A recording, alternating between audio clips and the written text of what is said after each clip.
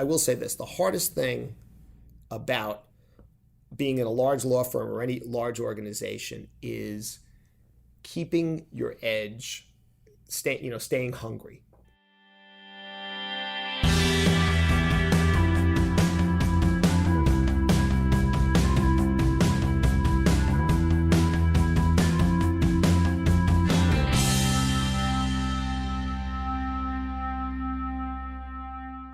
Hello, and welcome to The Unconventional Path, Secrets to Igniting Your Business with Bela and Mike.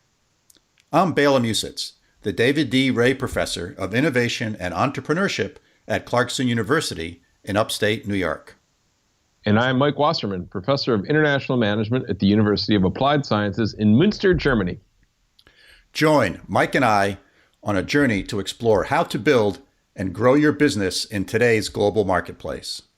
In each episode, we'll try to capture and share the essence of how interesting people often take unconventional paths to build their businesses, some of whom succeed, some who do not. We will delve into how they get their inspiration, drive, and persistence to start and grow their enterprise. You'll hear the ups and downs, the challenges, and the struggles firsthand. Business schools don't train entrepreneurs to find and explore unconventional paths. These paths, sometimes overgrown and rocky, can quickly become the roads to new products, processes, suppliers, customers, or employees. These roads can lead to competitive advantage, growth, and even happiness. Since there are no textbooks on how to do this, we are interviewing a wide range of business people, some successful and some less so. These business folks have found and taken unconventional paths to their business careers. We hope to capture some lessons, advice, and inspiration along the way that will help you attain your entrepreneurial goals. So please join us for interesting conversations and discussions with inspiring guests on how you can ignite your business by exploring some of the many less traveled, unconventional paths that lie ahead. If you like the podcast, please tell your friends and give us a positive review on iTunes. If you have suggestions or comments, please send us an email at bela.and.mike@gmail.com. Thanks for listening.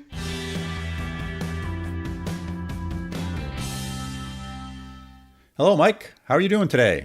Great, Bela. How are you? Excellent. Hey, today we have a wonderful guest, Rich Honen, who is the Venture Capital and Technology Practice Team Leader at Phillips-Lytle, and he is also the leader of the Albany, New York office for Phillips-Lytle.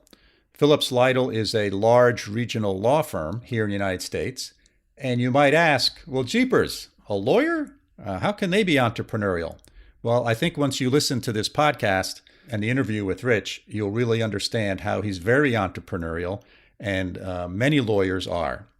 So, but before we dive into that, Mike, you've been there now in Germany for almost a year at Münster.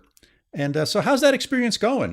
What are some comparisons to your 15 years in upstate New York, a small little town in upstate New York called Potsdam when you were in Clarkson, versus where you are now? The differences are amazing on a daily basis, Bela, and we could fill, I don't know, probably 7 of these podcasts with all the amazingly interesting things that I've learned and the hilarious to other people experiences that I've had as I've stumbled and bumbled my way through adapting to German culture. But it's been interesting. I'm getting ready to teach an entrepreneurship class, and I've found the differences in the entrepreneurial cultures are very different between Germany and the US. I think the young people, the students, amazingly hungry. They have all these amazing ideas, all this energy, just like in at Clarkson, where you teach and where I used to teach, always students coming up with wanting you to look at their business plans and look at their pitches, and couldn't go to the men's room without getting pitched on my way to the toilets. All these things are still here, so are also here in Germany. There's a lot of young people that have amazingly great ideas. Digitalization is big here, so there's a lot of students interested in transforming business models, something that we'll talk about in this podcast, and we've talked about in other podcasts. But it's interesting, the infrastructure isn't quite as set up as it is in the US right now. Maybe it looks like it did 15, 20 years ago in terms of clear network of angel investors, companies with internal venture funds, VCs. There's some of this to an extent in Berlin, a little less in Munich. The German culture is a little less risk taking than the US. There's a little less emphasis on the individual and more on the team or the organization. So you rarely get people that say, I've got an idea that's going to change the world. A German, and I don't want to stereotype, but Germans might say, oh, I have this small idea. Maybe it's okay. What do you think? Is it at all feasible? There's a lot of humility, I think, and a lack of social appreciation for kind of showboating and saying, yeah, I have this next best, I'm going to be the next Facebook. You just don't see that as much culturally. So there's a gap here between, I think, a lot of ideas and then getting those ideas implemented or executed. So that's kind of the main differences that I see so far, 9 months in. Maybe I'll change my mind. I'm sure I will. I'll learn from people as we go. But it's certainly been interesting, and I'll try to think of some good examples along the way to share with you that don't embarrass myself or other people. Yeah, that's great, Mike. It got me to thinking about how here in the United States, over the last 20 years, we have set up an unbelievable infrastructure that if you're interested in starting a new business and you raise your hand, I think almost no matter where you are in the United States, there will be either a economic development organization or a law firm or someone that has expertise in that area and can help you get started.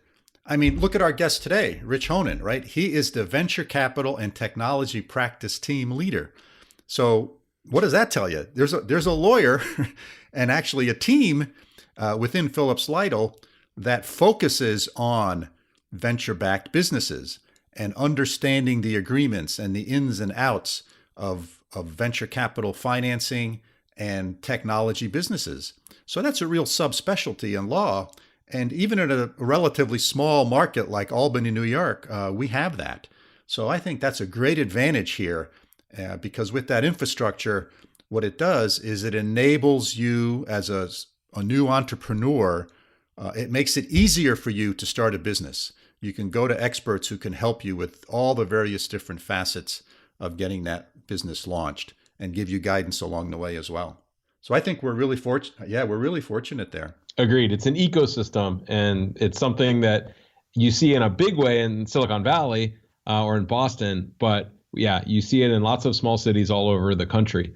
And that is lacking here. But it's that ecosystem that's critical. I know when I started a business in Portland, Maine, of all places, a small city, there was a really nice infrastructure there of lawyers and accountants and business development people within the government at the local school that all had something to offer. And I think the interview with Rich is a great example of trying to find these people wherever you're at to try to help you kind of go down that road less traveled and to do something different and unique within your career. So not only is Rich a great role model as somebody who took some risks, but also what he does in terms of finding other people like him will be really useful for our listeners. Yeah, agreed 100%, Mike. So with that, let's dive into the interview with Rich. And before we do that, first of all, thank you to Clarkson University and to Munster for helping support this podcast. And again, if you like what you hear, please give us a nice positive review on iTunes or your favorite podcast system. And also, if you have any questions or comments, we can be reached via email at bela.and.mike@gmail.com. Now, let's listen to the interview with Rich.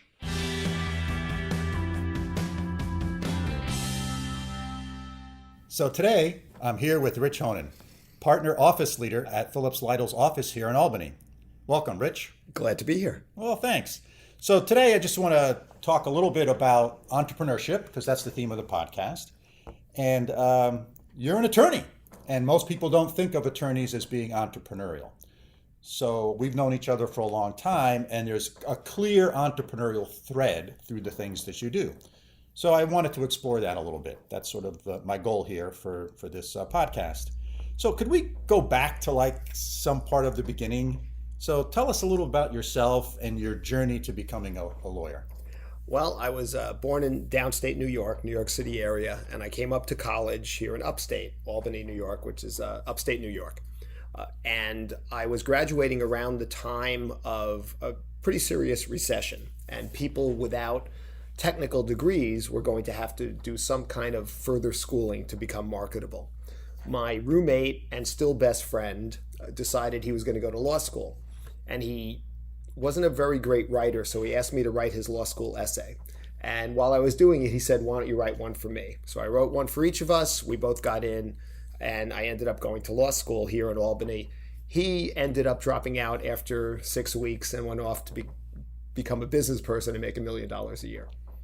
So that's how I ended up in law school. So law school was sort of almost okay, I'm done with my undergraduate degree. I'm not quite sure what I'm going to do, or is it I couldn't find a job?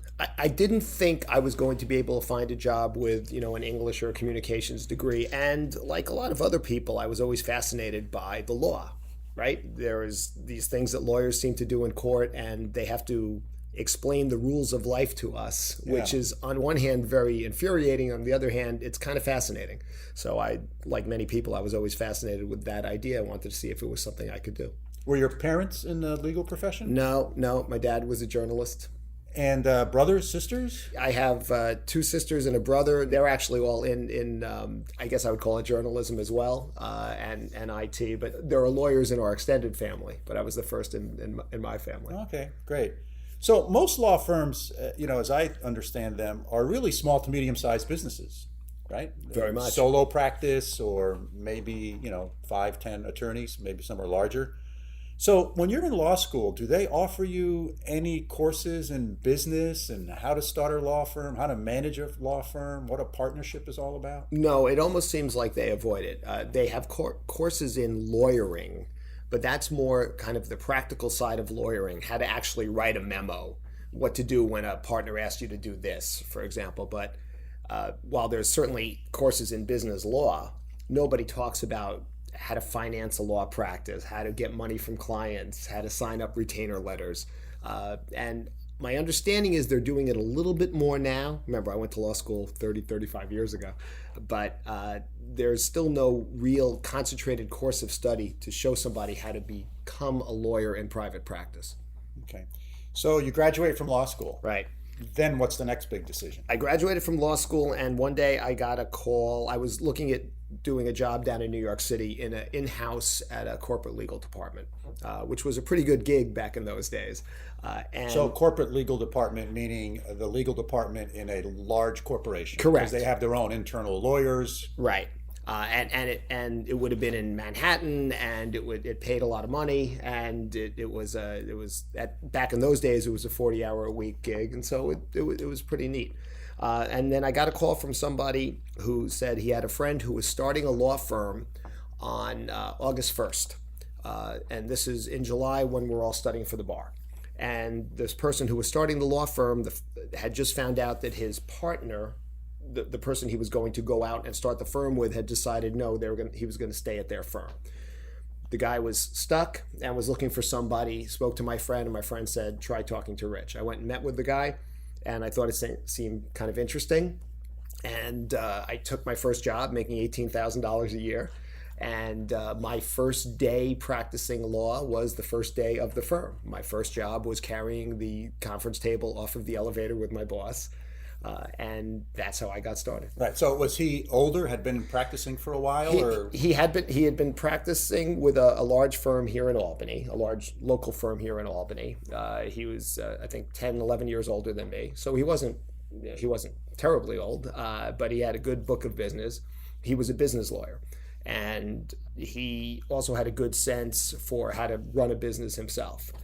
So I got to see from the ground floor things like bringing clients through the door, getting them signed up, getting paid, taking work, what work not to take. It also gave me a great deal of flexibility because while I was learning business law from him, there was also other things like litigation that he did not do that I was able to kind of learn, and we were able to provide that service for our clients. So this was a 2-person law firm. In the beginning, it was 2 people. I think his wife was the receptionist, I think, or we might have had one other support person, and then a few years later, some other people joined, and then I became a partner 4 years after I joined, and then 5 years after that, I bought the place from him.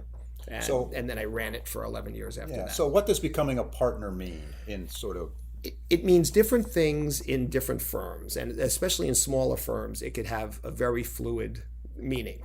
Sometimes you are a partner in name, which helps you in the community and helps you get business, but you're not necessarily a partner in terms of division of profits and business. In my case, I was a full partner. I certainly was not at the percentage of the senior partner, which was fine. So one of the things the partner means is you get to share in the profits? Correct. And although the way most partnerships work is, there's a draw, and then hopefully there's money to divide above that draw, right? And you share that. And that's kind of how it worked. But what it really allowed me to do was to understand almost from the first days I was practicing law, just how the business of law works, how much things cost, what people are willing to pay for, what clients really need. So it was really invaluable. Which probably, if you're in a corporate law firm or even a larger law firm, you probably don't get that insight. Correct, because by design, the young lawyers that a firm like we hire. So now I'm part of a firm that has almost 200 lawyers. We have 7 or 8 offices, probably have 400 total employees. We hire the best people from the best law schools, and we pay them a lot of money. And we want them in some ways to be divorced from the business of the firm, right? We want them to be learning their craft and to be servicing clients. You want them to be kind of specialized because that's sort of the service you're selling in some extent, right? We have an expert in this type of litigation or this type of business law. Correct. And sometimes there's just large cases where you need to have lots of bodies on them, and the timing of when you need people is very unpredictable.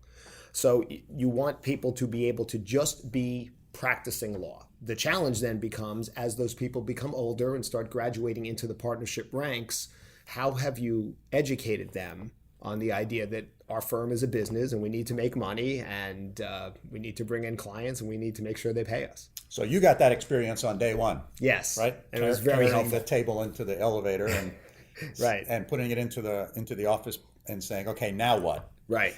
And I learned a lot, obviously, through that. And then after I bought the firm, then I was able to do what lots of people want to do. I was able to put in place some of my own ideas on maybe how to run a law firm a little bit more like a traditional business and less like a group of professionals. And that coincided nicely with the growing interest that we had in startup companies and venture capital, which at that time in upstate New York was, as you know, was just starting to kind of catch on.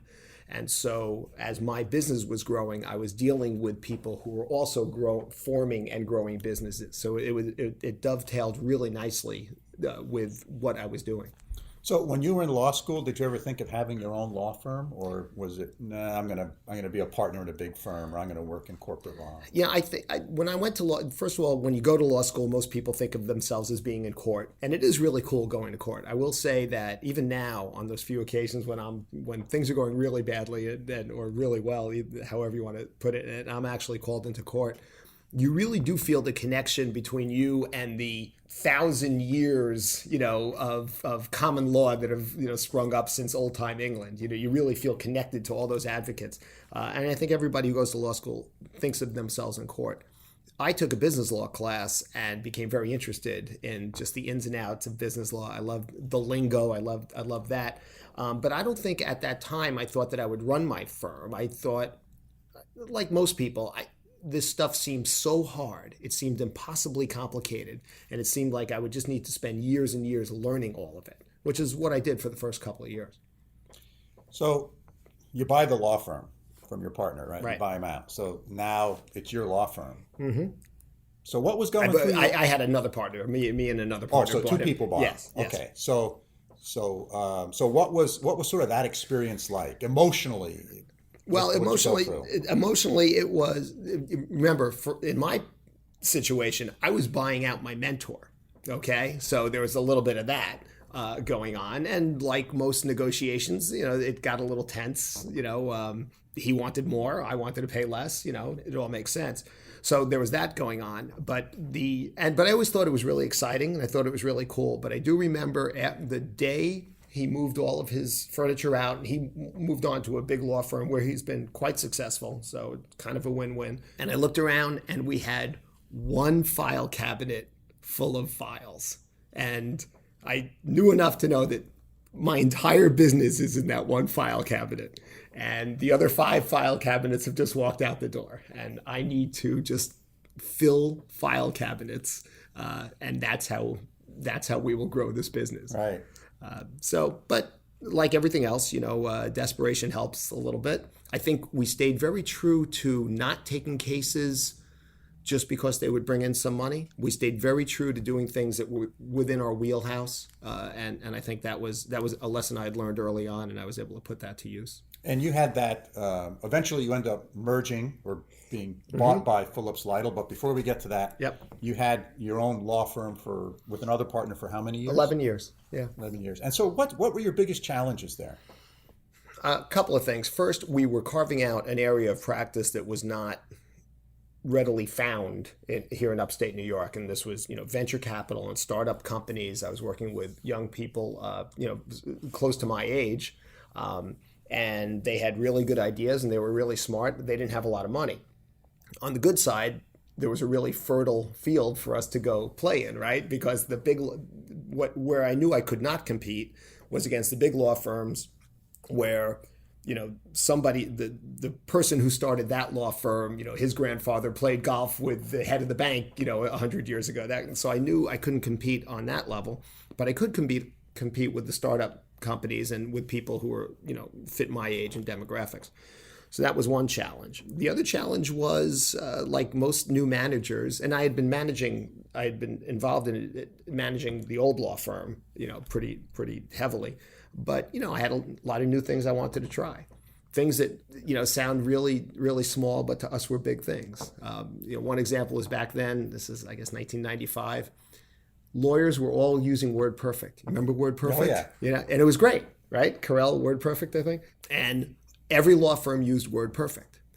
Every client just bought a computer that came loaded with Word, okay? And you would have to change the documents into WordPerfect. It was the whole thing. And then one day I said, we're getting rid of WordPerfect. We're just going to do Word. Even though no other law firms, at least locally, were doing that. But all of our clients were doing it. And that was 2 months of people crying, people, having to get used to new things, people getting really angry at me.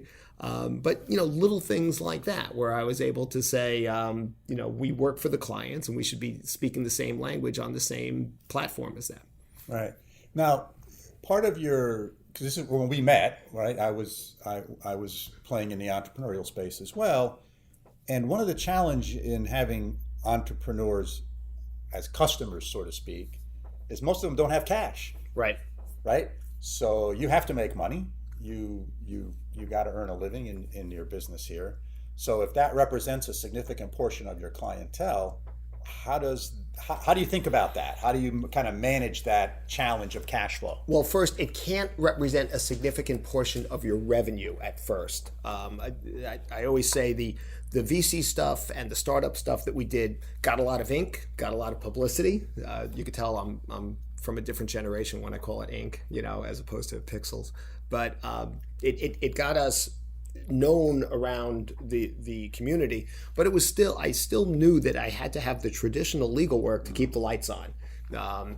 Banking, regular corporate law, litigation, all those kind of boring things, and also allowed us to build up a stable of pretty good clients. So we knew that we had to keep doing that. And then the question was, and this is the question that all law firms wrestle with, and I think most of them come down to the wrong answer.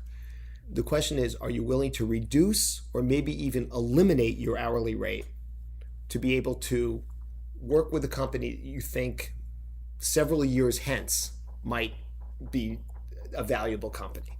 And there's a lot of law firms, a lot of very large law firms that were unwilling to do that. They said, my rate's $350 an hour. And if you can't pay the $350 an hour, right?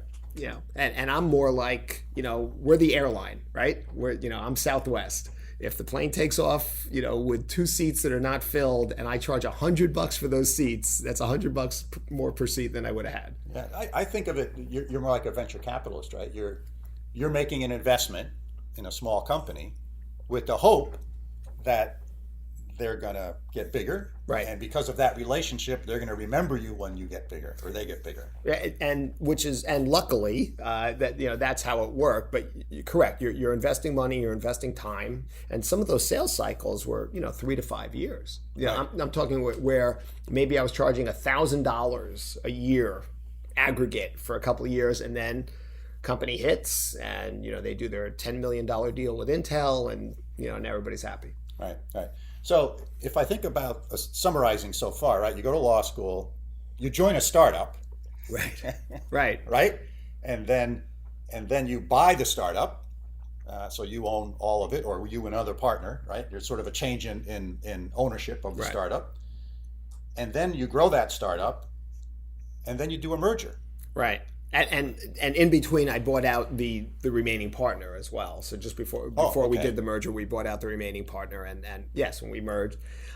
So yes, and I see where you're going. It allowed me to talk to my startups and all of my clients who want to do M&A deals and say, I've been through this. I know what you're thinking. I know that you have your eyes on kind of the next step. And one, just based on my knowledge and experience, I could tell you some things, but also based on my personal experience, I could tell you some things that work and some things that don't. Right. And in retrospect, I've been with the new firm for 12 years now, and it's been great. But in retrospect, there's some of my own advice that I did not listen to, at the time, and some that I did.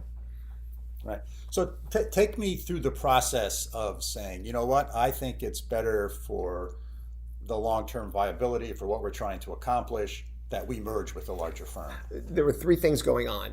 One, and that's one real, and maybe it's so funny as a lawyer to think of yourself as entrepreneurial, but one of the things that entrepreneurs have to do is just be brutally honest with themselves about the market and brutally honest about their place in the market. And I realized that the startup and venture capital stuff was very cool, but that other people were already going to start getting into that space, and they were going to have a lot more money than I did to spend on marketing and events and things like that, and also maybe actually investing in companies, because that's something that law firms started to do. So I knew that I wasn't going to be the only game in town much longer. That was the first thing.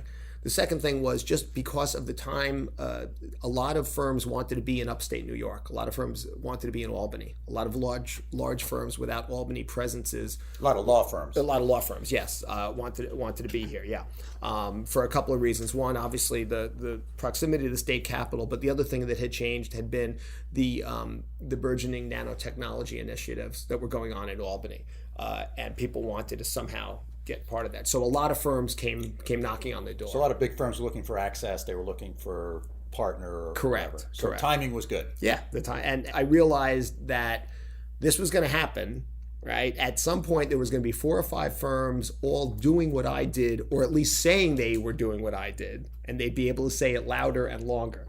So I knew that the time was coming to, I wouldn't call it a pivot, but the time was certainly coming to take cognizance of the changes in the market. Yeah. Larger firms were going to be stronger. Yeah. So that's interesting, because certainly you see sometimes people's devotion to wanting to have their own business cloud their judgment in understanding what's going on in the marketplace, and understanding that, look, there's going to be consolidation. And of the 5 companies in this region that are in this sector, 3 of them are going to get acquired. The other 2 are going to go out of business. Right. Right. So which of those 2 piles do you want to be in? Exactly. And it helped me being in Albany. For those listening, Albany is this town in upstate New York. It's 300 years old. It's it was settled by the Dutch. A long history. Some very, very old law firms in town. Law firms that go back to the 1800s.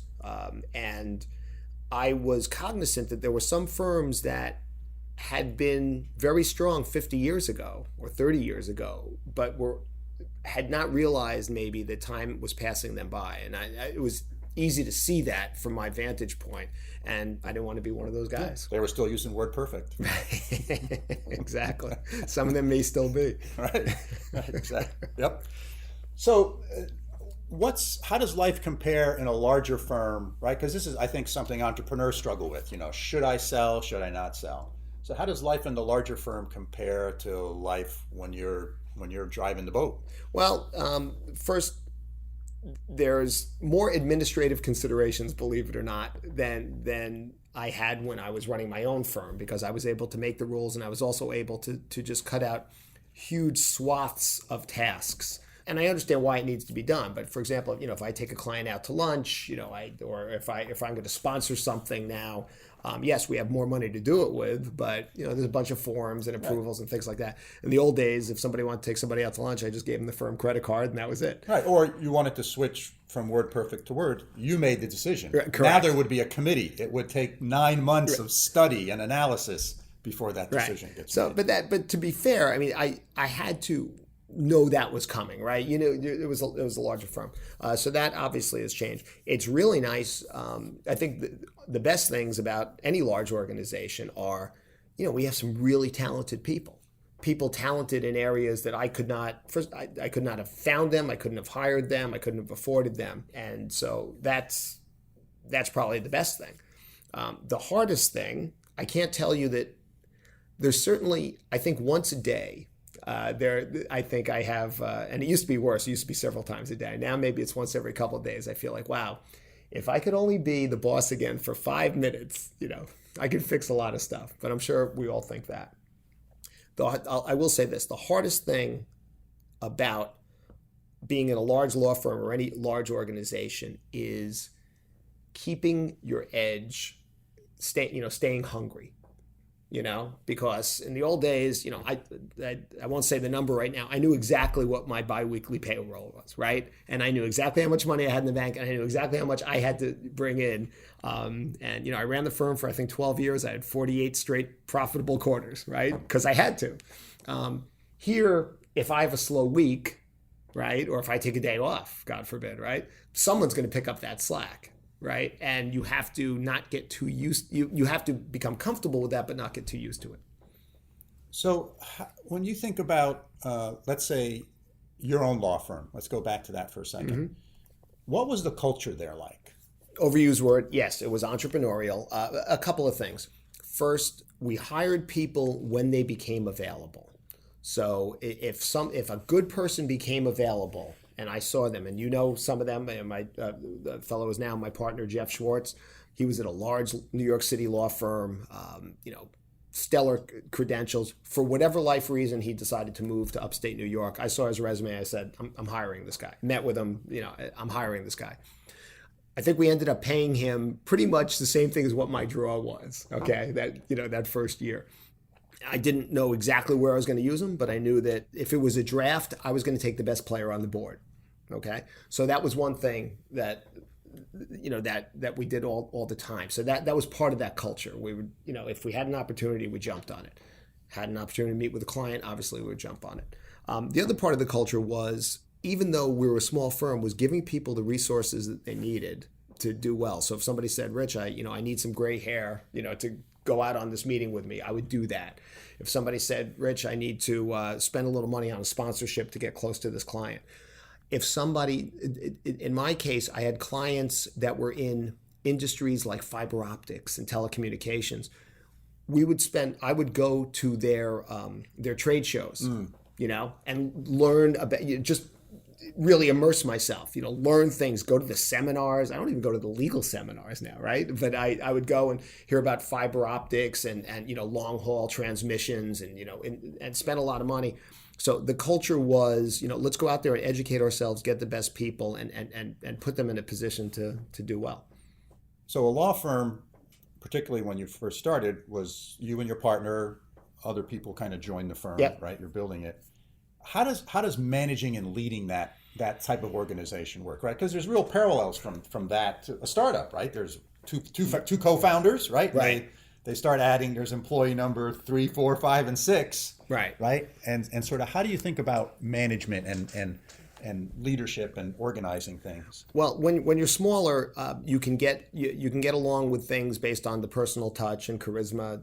I'm not saying I have that, but just being able to talk to people and you could observe people and see how they're doing, right? Yeah, everyone's in the same room. Right, exactly. And we all make the same management mistake. You know, when we first start managing, first we think, you know, we're going to fix everything right away. You know, and you know, this person says this is a problem. You're like, oh, I'm going to fix that, right? Then you get a little older and you realize, okay, you know, there's two sides to this, and let's give it some time. And you learn when not to make a decision. The biggest difference, the biggest change as you grow is learning how to manage based on inputs that are not directly from you. So the difference between managing this person who I work next to and managing this person or this unit that I know about from reports, right? So, I'm looking at your numbers and things like that. And that's a hard thing. I did not have to do that in my old firm, right? I could see everybody. We certainly got to the point where I didn't know everything, you know, every legal thing that was going on, but I could go and talk about it. Now, you know, I run the Albany office, but I also run our venture capital group, and I work with associates and partners, in 7 different offices. And so you have to get comfortable with relying on other people to give you knowledge, and then you making a decision based on that knowledge. That is something I think I learned at the old shop. So in sort of the, I'll use the word corporate world, the non-law firms, mm-hmm. most mergers are failures, right? It's right around 50%. So right. Maybe it's not most, but about half of them don't work out as expected, right? Either for whatever reasons, right? Is that also true in law firms, or you guys have a better batting average? Yeah, most law firm mergers we have a higher percentage of mergers that work, okay? And there's a couple of reasons for that. First, the types of things that have been proven not to work in law firms are basically paying a lot of money, paying big bonuses to bring in some big rainmaker. Okay, a couple of firms have tried to do that as a business model, and it rarely works because we keep running into that whole cultural thing that everybody likes to talk about, but it actually means something. So that has not worked well in the law firm context. Those have been the mergers, and those have been the law firm breakdowns that you read about. Okay, where they say, all right, we're going to give this guy $5 million because he says he could bring in $100 million. Okay, lawyers don't always do that kind of due diligence for that type of transaction. The reason why most law firm mergers do work is because we are slower, we're a little more deliberate. Just what you talked about before, you said, yeah, you need a committee. Can you imagine? My firm had 170 lawyers, had been around 180 years. I had, I think, 6 lawyers. All right. They probably diligenced that for 12 to 18 months. And there was in a series of conversations, right? I met with everyone, and they asked every question. And I'm sure they still found some surprises, right? But they also structured the deal in such a way that, if we did half of what we thought we could do, it would be fine. And I'd like to think we were actually ended up being especially accretive to value. But so the same things that people complain about at law firms, the slowness, the committees, all that, actually inure to their benefit when it comes to doing mergers. The other mergers that don't always work are the 500 lawyer firm merging with the other 500 lawyer firm, or the transatlantic mergers. Those are just tough. So what was sort of the biggest adjustment for you in that merger? Immediately following the merger, the big, obviously I knew, working with headquarters and getting things like IT and marketing. I guess, I will say I was a little surprised that our old shop was as far ahead. I didn't realize how far ahead we were, that being able to make decisions, especially on marketing. I mean, you remember our firm from the old days. We were, for a very small firm, a lot of people knew us. And you can't do that necessarily. So some things that I thought were going to be step-ups were more lateral. The other thing was that the biggest difference was when I came to the firm, the first question somebody asked me was, how many people do you need to hire here in Albany?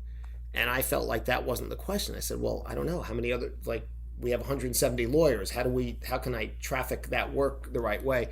Which started a discussion, and based on that, the firm did a strategic restructuring where we restructured the firm based on practice groups, not based on geography. So that had an immediate impact on me. And then the other part was, it was, as you would guess, it's a little different when you're just not the person making the decisions. and you say, all right, this is what we're going to do. And then you think, well, all right, I got to get somebody's permission, or at least tell somebody we're doing this. Right.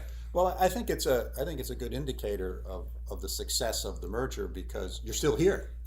How many years later? Right. 12 years later, 12 still years here, later, still profitable. right? And the Albany office has really become a big part of the firm. You can't see it now, but there's people here from one of our other offices almost certainly every week. I won't say every day, but Albany's a big part of the state, and we have a strong presence, and also a place for people to hang their hat. Right. I will say the ego part, at the time I was married and had 2 young kids, so I knew that I was constantly at home. I was constantly being told, you're not that special, okay?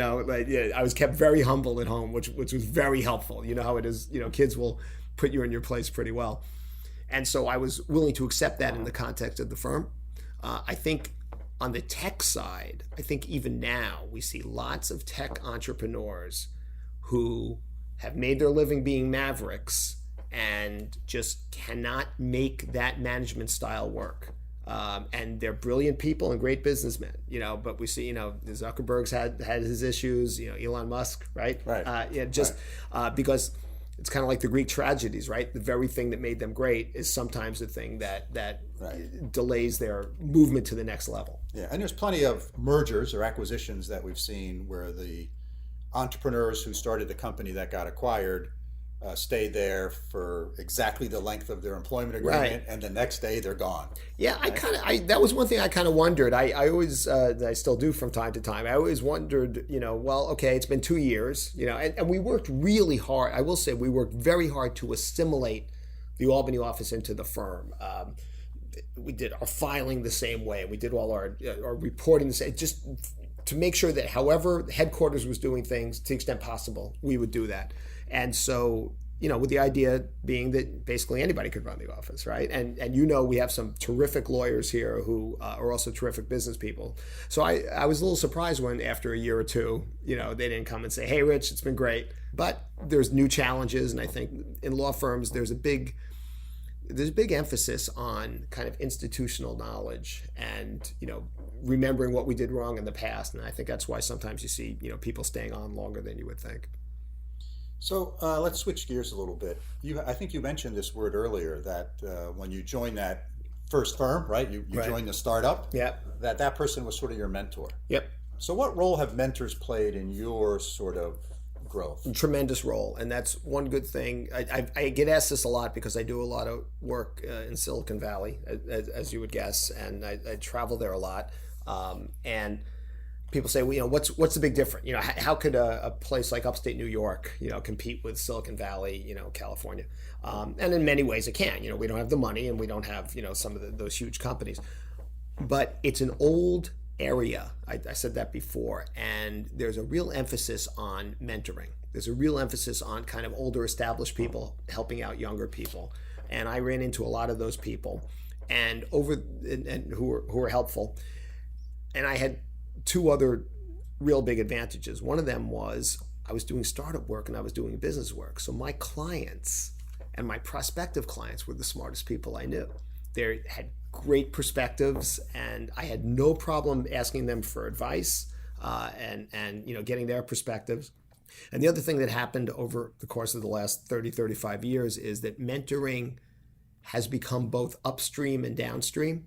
So you don't have to be me, right? You don't have to be the 60-year-old guy, lecturing to the 25-year-old. You could learn stuff from the 25-year-old, and you can learn stuff from your peers. It's a two-way street. Yes, yeah. I have relied a lot on advice that I've gotten both from peers, from clients, from people younger than me, as well as, your traditional mentors, kind of the older, usually the older guy who, gives you some advice. And culturally, is there a difference in sort of how mentorship works in Silicon Valley versus other parts of the country like here? I don't know that I'm plugged in enough to know, internally. I think there is. I think that, and it's both good and bad. I think here mentorship, certainly here in upstate New York, is a little bit more kind of social. I think some of the mentoring is, it's not just business. It's, here's how you should comport yourself, and, here's how you should deal with adversity. What I've seen in Silicon Valley is it's a little more direct, and it's more kind of business based. We need you to do this kind of or else. And it could be, the pace is faster, and there's more of a expectation of success. I wish we had a little bit more of that here. But I do like the fact that people are trying to help you kind of holistically here. Right. I don't know. Have you seen that? Is that something that you see, kind of at your level? Like when you're giving advice to somebody, part of your advice is, here's what you should do with the company, but you're going to drive yourself nuts if you keep doing this. You see people doing that? Yeah, I think about it in terms of, I think the people who do mentorship, at least my experience in this region of the country, and I think this is generally true in sort of second tier markets, right? I think of Austin and the Valley and New York City as the first tier markets, and we're sort of in a second tier market. Right. I think it ebbs and flows because I think there's a small handful of key individuals that sort of do it and drive it, and then others join in. And as those key individuals move on, right, then there's sort of like an ebb in sort of until some new individuals sort of rise to the occasion to kind of lead that mentorship effort in sort of a semi-organized manner, I'll call it. Right, and that's well said. And whereas in an area like Silicon Valley, there's just a constant flow. There's just a constant flow. Right. Yeah. Right. So, but I think that's what I think the difference is. I think mentorship is really important. I know it's a cliche. I think it helps the mentor as much or more than the mentee, because many times I have given somebody advice and then a week later I've been in a similar situation. I'm like, well, why was it okay for them to be patient with that employee, and you just want to do this, right? Right. So I think that's a big part of it. I think that's one of the strengths of our region. Actually, I've said that before, and I really think that's true. Yeah, I agree. Switching gears one more time here. So you're in a pretty good sized law firm, but it's still a small to medium sized law firm. Sure. In sort of it's overall space. Yeah. Right. It's not one of the big five or big correct. 10, right? Correct. You probably get involved in hiring individuals. Yes. I can imagine. So like any small business, each hire you make is important, right? Because it's not like you have a 5,000 person firm and you're hiring person 5,001. Right. Right? Each hire you make, each offer you make, each new person you bring on board is really, really important and key. So how do you think about hiring? Well, this is not just in my law firm. I think there's a couple of things going on in law firm hiring that makes it difficult. There's some things going on culturally, and one of them is what we talked about before. Some people want to hire to fill a need.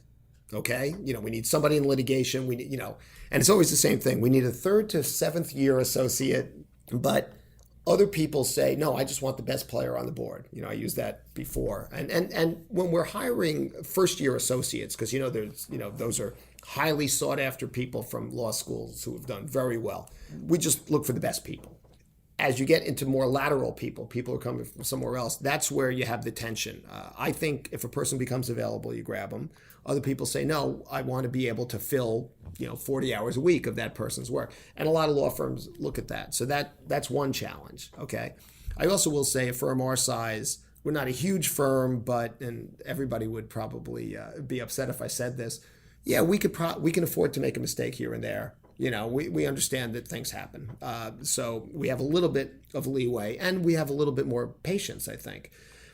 But the other problem that we and other law firms are having, and they have not reconciled it, is we're right in the crosshairs of this whole generational tension between, we're a very traditional industry, right?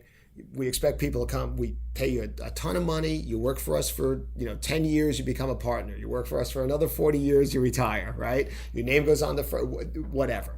And that's just not this generation. This generation looks like a guy like me. I basically, when you think about it, I got one job, right? I still have the same phone number, the same work phone number as I did, on August 1 of 1985, okay? And no, it wasn't like Murray Hill 7 or something like that. It was, it's a real number. But But they look at somebody like me and say, wow, this guy just couldn't, he just couldn't get another gig. And law firms will look at somebody and say, oh, this person's had, 3 jobs in 7 years. Why? And that person will say, why? What do you mean? Why? Why would I stay in the same place for 10 years? Law firms have still not reconciled that. I don't know if there is a reconciliation. I personally think that law firms, whether it's mine or any other, have got to start getting used to the idea that, the day, 50 years in the gold watch, in our profession, that might not be the model anymore. That is not the model anymore, period. So you have to start me personally, I hire a really smart person. I train them really well. I get 3 years out of them. They move on somewhere else. Great. Okay. First of all, I just think knowing smart people is always going to inure to your benefit. If they want to stay, love to have them. But I don't want to try and shoehorn them into a situation that may be 20 or 30 years past its prime. And I think that's the biggest problem with law firms. Yeah, and I think corporate America has reconciled that. They're trying. Large part, right? Yes. And they have realized that most folks are not going to work for your company for their whole life. Right. And it is 3 to 5 years, and they're going to move on. And they may be back. And they often are back, and that's the other thing, they may be back, or in my world, okay, maybe this person won't come back to your law firm, but maybe they'll be in-house somewhere, or maybe they'll actually be in a non-legal job somewhere. Right. So how much of that, I'll use the word resistance to this change, do you think comes from the management structure? It's a partnership, right? Longevity is valued in a law firm, right? And in corporate America in the 50s and 60s and 70s, longevity was valued, right? It was very seniority based, right? It seems to me that in partnerships, sometimes you have that. I see it in venture firms, right?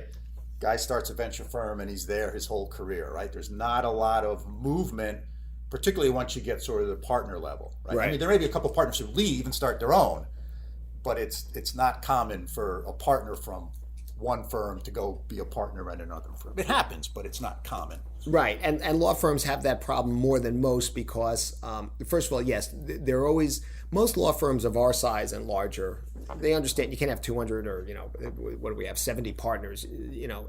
We certainly keep people in the loop, obviously, but you can't have, just like any business, you can't have 70 people voting on everything, kind of shows why the House of Representatives, doesn't work out that well, right? But the way they tried to solve it in the House of Representatives was they used to really have a subcommittee structure that really had a lot of weight. Now that's going away a little bit. We do the same thing. We have a governing committee, and most law firms have a similar thing. But and I've brought this up before. The governing committee is made up of lawyers partners that work for us. I don't know many other law firms, certainly of our size, that, for example, have outside directors. And you and I talked about this a long time ago. And the idea of bringing in clients. We have this huge resource of, a firm like ours, we have huge clients with really smart people. And I would not mind letting them know a little bit about us so that they could get some advice. But so you have no independent directors, I'll call it that way. And there is an emphasis on democracy, which is nice, but is inherently inefficient, right? And the other problem you have in law firms is most of the people are really articulate, really good at making a point, really good arguers, yes, and so you're dealing with all those people, right? And so it becomes incumbent upon the managing partner and the governing committee, and the governing committee, is a small subgroup, and the physical makeup of that committee may determine where a law firm is going. But yeah, I'd love to see people doing more on independent. I'd like independent directors. I'd like to see law firms spending more time and money getting outside people. Like, for example, the highest ranked civilian in our firm is our COO. And he's a financial guy, and he's been with the firm for quite a long time. He's a non-lawyer, but he's a terrific business person. I think firms should be spending more time doing that. I think firms should be picking up more of the corporate model than they do. But it's traditional. I mean, our system of law is 1,000 years old, yes. And it's And you could argue and say that, well, the tradition, preserves those people, those older people at the top. Right. It's a similar model, right, in the investment space. Sure. Partnerships. And although there's been a couple big that have converted, right? I mean, Goldman has sort of changed the model. Right. But Goldman certainly changed their ownership model, but I don't know that Goldman or any of them, BlackRock or whoever else, I don't know that any of them have changed who's really who's really making the decisions at the governance level. Right. So it's interesting, right? So a young company comes to you, and part of the advice you give them is get an advisory board or get a board of directors, Absolutely. Outside directors. Right. But we don't do that here, right? Now I will say on a ad hoc basis, I'm not the only guy with really smart clients. We get a lot of ideas do filter through, and also one nice thing about having made it to my age in this career is I don't have any clients I don't like. My clients are friends and are people who I can sit down with and have a beer with and talk business, and maybe we won't be talking specifically about the firm, but about business trends, and I'll learn something. Right. And because like you, I'm always thinking about how does this apply to my business or my institution, So you see lots of startups. Yeah. Right. You see lots of startups, lots of small companies and businesses. So if you had to give 3 pieces of advice, so what are the 3 words of wisdom from Rich Honen to small entrepreneurial businesses? One, if you've been doing this for 2 years and you're not getting any traction, it's time to do something else. Okay? And I think I'm being a little generous with the 2 years. Okay? So what do you mean by traction? If you're not getting anywhere, if you haven't made your product, if you're not, or made significant, I understand when you're talking about technology companies, for example. I mean, if you're trying to put field effect transistors on chips, okay, you need a little time to do that, or erbium doped fiber amplifiers or whatever. But if you're not making significant progress either in hitting benchmarks or making money, okay, within say 2 years, I think you need to rethink. And like I say, I'm for the benefit of this, I'm being a little generous, I think, with the 2 years. I think I said this the other day in an article. We need to start demanding successes, not just attempts. So that's the first thing. The other thing is, I would say, be as brutally honest with yourself as you can. And if you can't be, find somebody, a friend, a lawyer, somebody who will be brutally honest to your face. Remember, your friends are the ones who tell you when your fly is open, right? That's hard with entrepreneurs because they've been so successful at bucking the trend, right? I mean, the whole reason they have this company is they've thought of something that's hopefully disruptive, right? So that's a hard line to walk. And the third thing, I would just say, listen, be prepared to listen to anyone's advice. Pick your people well, take your advice, and at the same time have the courage of your own convictions. I wrote an email to someone locally whose business was having some ups and downs, and I said, look, there's a reason why you were successful in the first place. Continue to have confidence in that reason. Yeah, that's great advice. So is there anything else I should have asked you, or any other points you want to make before we wrap this up? No, I think that there's still an important role for lawyers in society. I know, both my kids who are in college have said, should I go to law school? And I tell them no. I tell people, unless you actually want to be a lawyer, don't go to law school. But I think there's still an important role for lawyers.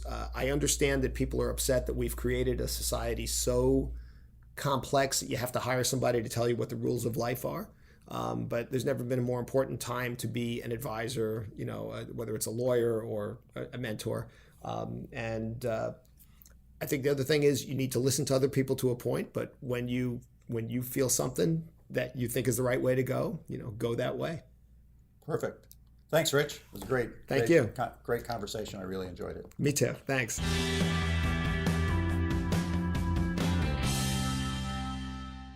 Bela, that was a great interview. What an interesting person, an interesting story.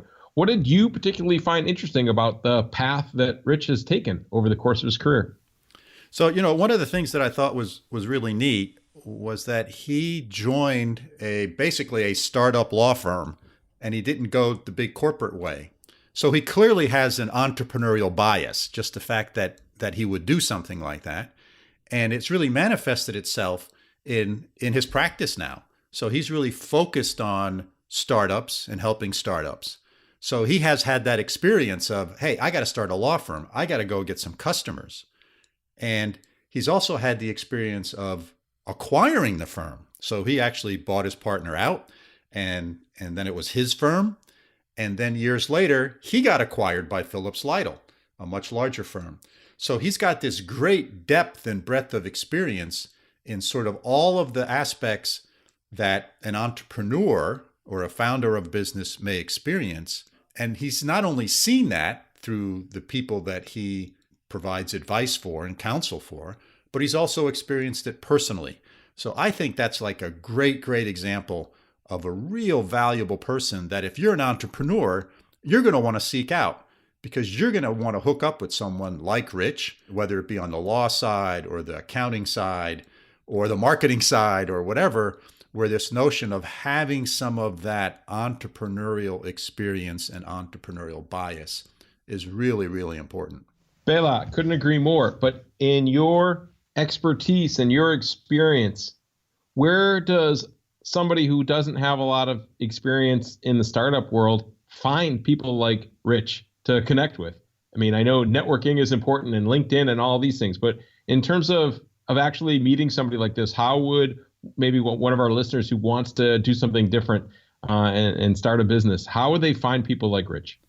So this is where, the tried and true method of networking is really important. One has to remember that in all of these kind of service industries, as sometimes they're called, whether it be legal or marketing or accounting, there are people who are subspecialists.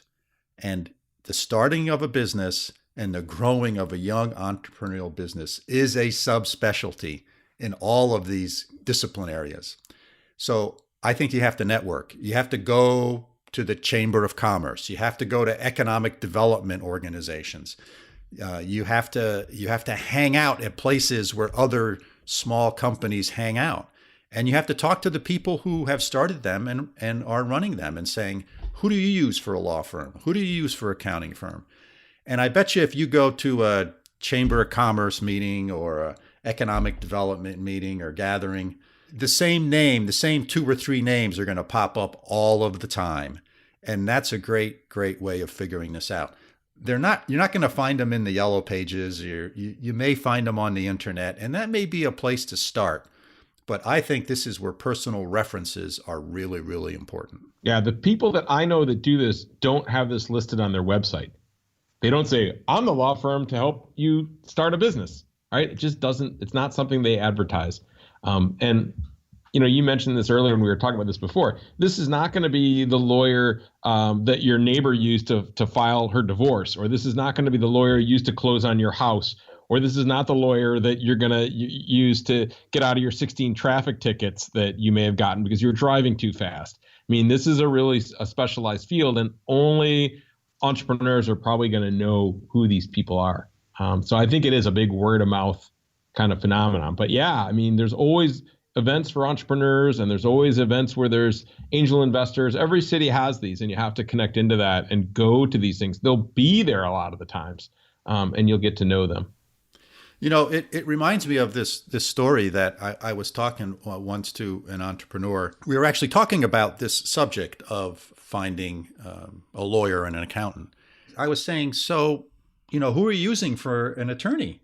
And he said, oh, my uncle, he does, and I said, great. And what does your uncle do? He does house closings, he does divorces, he does traffic tickets, he's sort of a general purpose attorney. And I said, well, let's say someone in your family, was really sick, had some pretty serious illness. Wouldn't you want to go to some physician that specialized in that? Or at least a hospital that had a lot of physicians that specialized in that? And he goes, oh yeah, of course that's what I would do, right? Because I want nothing but the best. And I said, look, this is identical to that, right? This is no different.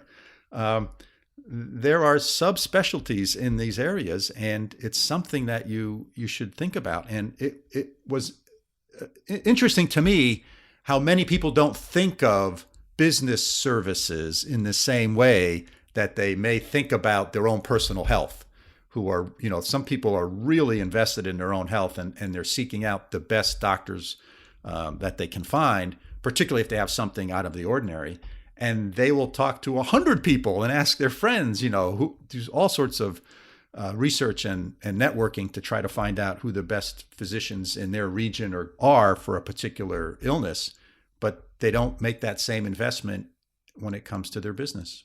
Another good analogy, Bela, is if you want to climb Mount McKinley or you want to climb Kilimanjaro, you're not going to pay the guy who works at Dick's who sold you the hiking shoes, right, at Dick's Sporting Goods to take you up. You want to hire a guide that's experienced climbing these mountains that you're going to climb.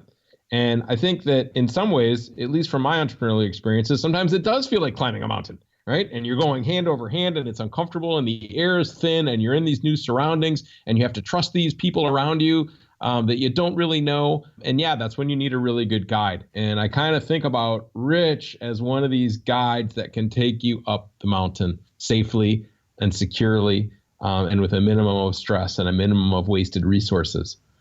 So yeah, I think this is a great example for our listeners. What about some of his philosophies? I thought a couple of his philosophies were really interesting and to me resonated. What was your sense on kind of Rich's philosophy towards business? So I thought one that really struck out at me was this notion of being brutally honest. I think that oftentimes we are not honest either with ourselves or with people that we interact with. And I think one of the things that Rich said was he views it as part of his responsibility to say, are you sure you want to do that? Because if you do that, here are potential consequences. And it may not be the very best path for you to go, even though he may risk upsetting his client, right? So he's in this unique position where you're paying him for his services. And there are those who will always say yes to what you ask. And because they don't want to piss you off, so to speak. But I think Rich's philosophy of saying, hey, you know what? It's really important as part of my responsibility of being honest with my clients and with my customers. That really struck out at me. Agreed. And it's a rare skill, and it's a skill that people can develop over time. I've seen it develop in people, the ability to be brutally honest. You can do it in a kind way. You don't need to call people names or to insult people, but you can literally call out the flaws of a business plan or of a concept of a product as a service as you see it. But I'll tell you, here in Germany, if you're a listener in the U.S., like most of our listeners are, here in Germany, culturally, people are brutally honest. They are very direct. They don't beat around the bush. They don't kiss your butt. They say, here's the 3 things that I am questioning about your idea. Here's the 3 reasons why I think it won't work. Here's a problem with your logic. I question this data. They will be very, very direct with you. You have to have thick skin here. So if you're in the U.S. and you need a little bit of brutal honesty, come on over to Germany and I can hook you up with lots of my students who will be very direct and honest with you. And a lot of the business people that I've worked with so far as well are that way. So it's there's definitely a culture in the U.S. towards, hey, let me tell you the 3 things that were great at what you did, and maybe you could do this better. It's the total opposite here. It's like, here's the 3 things that I found incorrect about your presentation, and maybe here's one thing that was okay. So it's just the opposite, and it's a cultural difference. Yeah, interesting. Was there anything else that you thought that was interesting there, Mike? No, this was great. I thought, I guess the one last piece that I really liked was his emphasis on humility and being humble. And I've really seen a pattern of this, is that I think that some of the examples he threw out, Elon Musk is in the news right now, and Zuckerberg, that you have to have this hubris, but you don't. If you listen to any of the other podcasts, and Rich is right in line with this, is you can have confidence in your own abilities, but you can be humble and appreciative and hang out with other kind and humble people and be a really effective entrepreneur. And I think sometimes the press miscategorizes, or the media miscategorizes this and only focuses on the people who are jerks.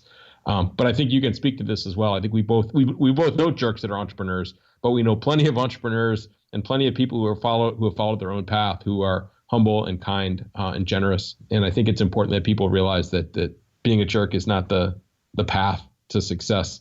I think it's actually the exception rather than the rule. Agreed very strongly. And I think this was a great example of one of the things we're trying to accomplish in this podcast, and that is to have guests who come from a wide spectrum of entrepreneurial endeavors.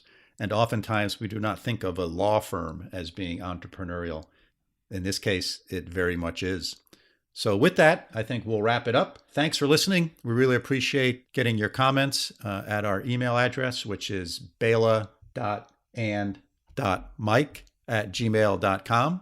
Thanks for listening. Have a great day.